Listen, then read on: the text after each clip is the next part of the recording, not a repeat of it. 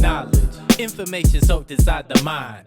Wisdom, experience will focus on your grind. Understanding comprehension through the quotes in all lines. And respect that should be given to your folks at all times. Expect to be amazed with what I'm posted online. From the funky instrumentals to my logos and designs. Message on the garment, plus it comes with hard rhymes. Knowledge, wisdom, understanding, and respect at all times. What? In this cave over in southern Illinois is the remains of the ancient Sun Kings. There's no question about that now. We know who they are. The question of how they got there is something else again, until you think about it. You know, the rivers used to be the interstate highways. I'm putting you into the area where this cave is, all right? You have the Mississippi River north to the Ohio River, to the Wabash River, to the Little Wabash River, to Skillet Fork. And at a certain place along the banks of Skillet Fork, you're within a quarter mile of this cave. In the 7th century BC, well, my goodness, everyone knows that there were no seafaring people. How could they get from Africa or somewhere to the United States? That's what a lot of people will tell you. There was people called the Phoenicians. I want to tell you what, the Phoenicians had some big ships. Their biremes and their triremes were very large ships. Back at this period of time, of course, the Mississippi ran by the place now called Poverty Point. And at Poverty Point, Louisiana, there is residue left yet from stockpiles of native ore, copper, which had been transported down the Mississippi River from somewhere. What they were doing, of course, is transporting this ore back into Egypt or wherever, and they're making bronze. We know the truth now.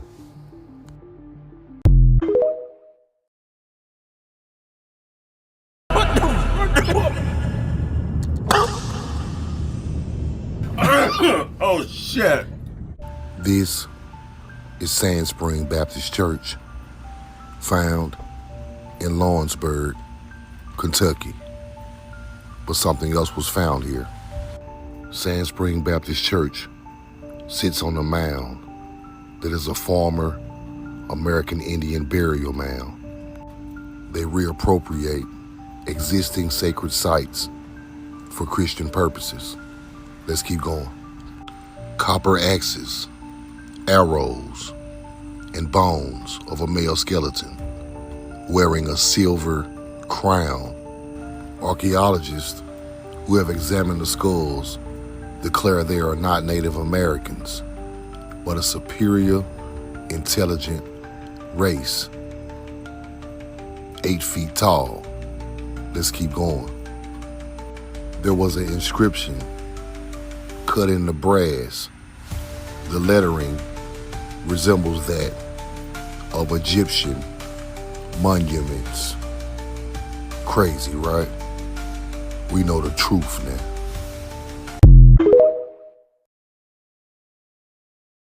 Gunnar Thompson. I will be your host and your guide as we follow a track of clues all across the world, trying to solve the mystery of Egyptian maize. That was an individual by the name of Moses. Well, the Bible says that Moses wandered about in the Sinai desert for 40 years. The big problem was that the tribes of Israel were also following around behind Moses, and that means everybody was lost for about 40 years. Well, the Sinai desert just is not all that big. If you've got a good supply of water and a decent camel, you should be able to cross it in about a month.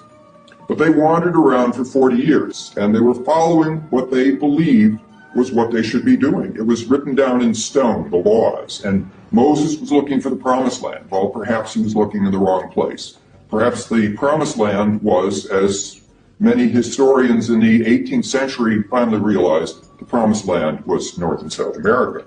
The promised land was North and South America. The promised land. So it says here from the Smithsonian.com.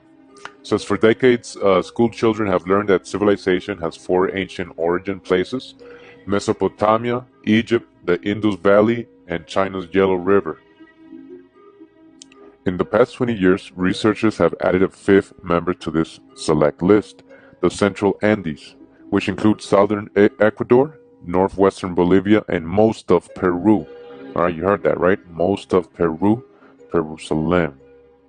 Here we know now were pyramids and temples as old or older than those in Egypt. Again, here we go again. It says here, we now know were pyramids and temples as old as or older than those in Egypt. Older than Egypt, people. You're hearing the Smithsonian.com. Older than Egypt. All those.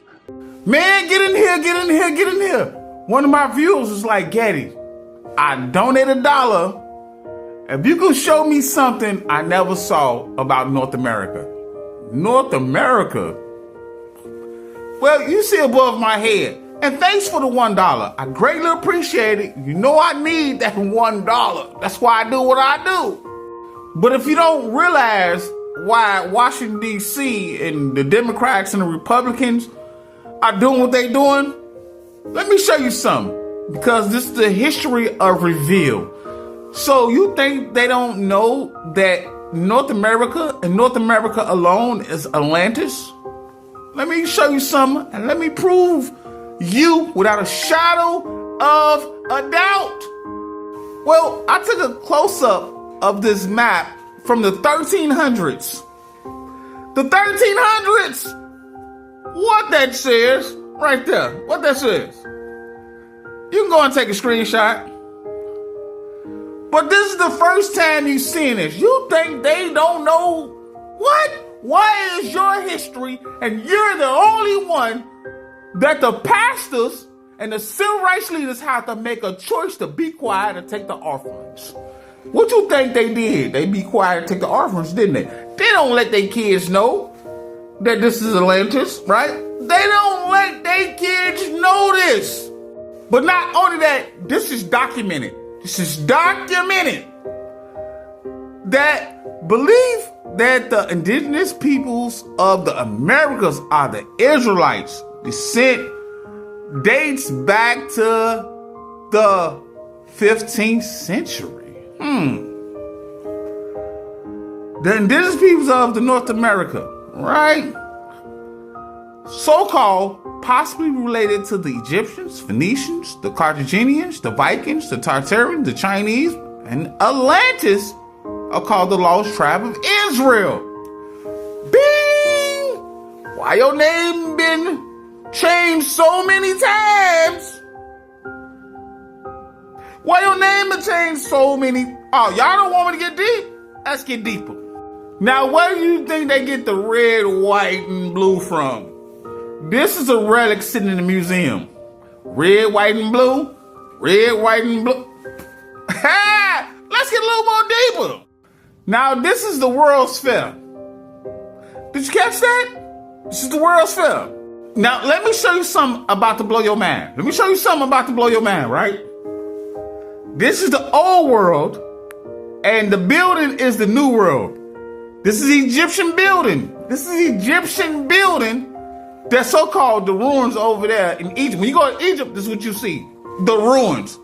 They knock a brick here out. They knock a brick here out. They knock a brick. And then they say, oh, okay, well, come. My tickets is $39.95. But we're going to take you, take a screenshot. But we're going to take you through the ruins of Egypt. But Egypt is in America. They tell you the Egypt building. They tell you the Commonwealth University, which is Britain. But see, you don't know that. Now, let's get a little more deeper. Let's get a little more deeper about these Bible verses. That's about to blow your mind. Now, you see all these pastors? You see all these pastors, right? You see all these pastors. Let's get a little more deeper. Now, you go to Exodus, right? Exodus 1:13-14, which describes that the harsh labor imposed by the Egyptians. Exodus 6:5-7 mention God hearing the groaning of the Israelites under Egyptian enslavement and promising liberation. Who the hell only one promised liberation? Who the only one how you gonna promise somebody liberation every Sunday then take a screenshot, right? Take a screenshot, right? Right? As Exodus 22 identifies God as the one who brought the Israelites out of Egypt, right? Out of the house of slavery.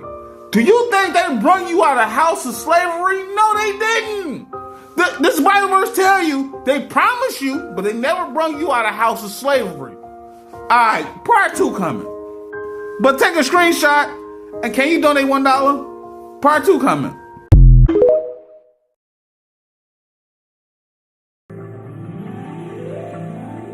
The Egyptian pyramids near Cairo were built as tombs for kings and nobility between 2700 and 1000 BC. It was 500 years later that the first mound-building culture emerging in North America began to develop similar burial practices. It was generally accepted that in the 5th century AD, the great archaic cultures came to an end and Europe slipped into the Dark Ages. At the same time, across the Atlantic, the Adena Hopewell era of mound building came to an end. Between 800 and 900 AD, the mighty Mayan Empire of Mexico and Central America began to decline. Similar structures made of earth were being erected by the new Mississippian culture to the north. In 1492, Columbus sailed toward the New World, but he never learned that America was home to this great Mississippian civilization. By the time other Europeans began to explore the continent, the mound builders were destined to disappear. Indeed, Indians had been in Louisiana a long time. Along Bayou Macon near Monroe are the vast earthworks called Poverty Point, among the largest in North America. It stands as a mysterious testimony to the great Indian civilization that once flourished here, 18 centuries before the birth of Christ. To make matters worse, Louisiana was surrounded by old enemies. There was rivalry over control of Louisiana. Britain claimed it, Spain claimed it. The Indians were really quite powerful, and they had many good warriors. Egyptians are black from North Africa. Israelites and Egyptians were mistaken. The black Native Americans are Olmecs. The Olmecs are Egyptians that traveled to the Gulf of Mexico.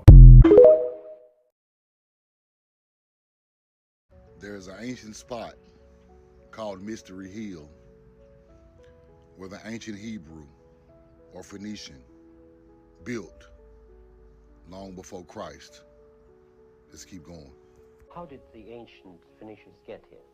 They had ships, Dr. Hauser, better than those available to Columbus. Here is a carving of the hull of one of them that we found at Mount Hope, Rhode Island.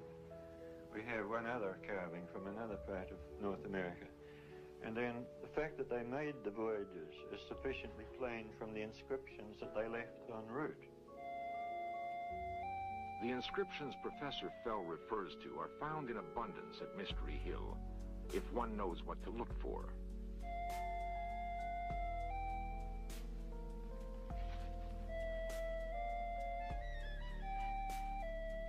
Osborne Stone, who assists his cousin Robert in preserving the site, points one out to Dr. Holzer.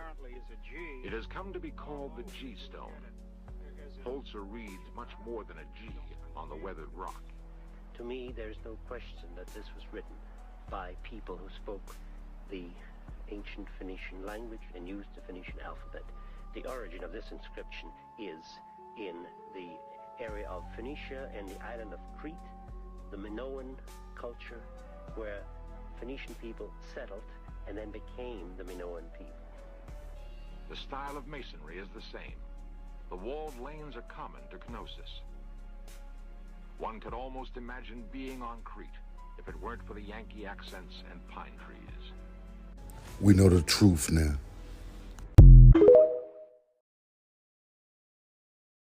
Weddings.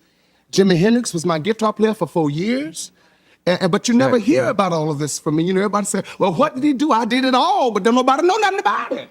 I wish I could. That's the way it happened when you're Jewish. They do you like that. See, I gave the Beatles their... Why is Athens, Georgia called Athens, Georgia? Because under downtown Athens, Georgia, there are ancient tunnels leading into elaborate tombs with Hebrew and ancient Greek writing all over the walls. It tells a story of a migration back to their ancestral land from Crete in Greece after a natural disaster. Why is this important? Because this is some of the same bloodline of the melanated Indian in the southeast of America. A doctor named Dr. Monroe was exiled from Athens and his house was burned down because he found that tomb and talked about it in public. Athens, Georgia is called Athens, Georgia because the people who first built it came back from the Mediterranean Sea, back to their ancestral land. We know the truth now. Dropping heat rocks on y'all bitch ass. You know what I'm saying? Links included written records that had possible tie-ins to the ancient world. There were certainly religious beliefs, thinking that the Native Americans may have been descendants of some Hebraic, Jewish, Israelite travelers to the Americas at different times, or of other old world peoples at different times. And there are various things fueling these. There were religious, political, and social agendas. Birch bark scrolls, not like English is written in words, but there are pictographs that have been compared to, for example, Egyptian hieroglyphics.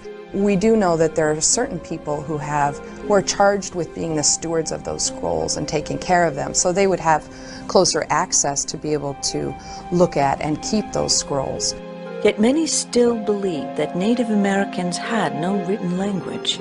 In fact, on the Department of Natural Resources website, you can see that it says, we have no idea who these mysterious people were who were creating these images. 40 million black people in America are the role models for 1.8 billion black people in the world.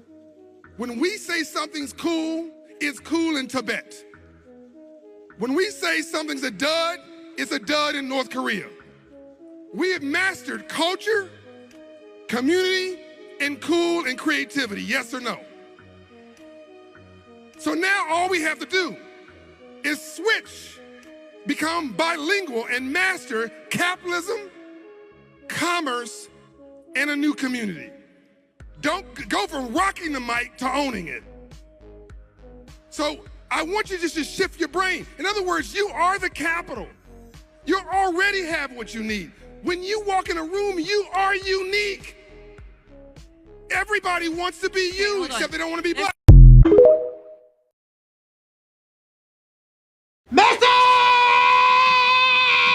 You gotta learn to stand on your own feet, boy.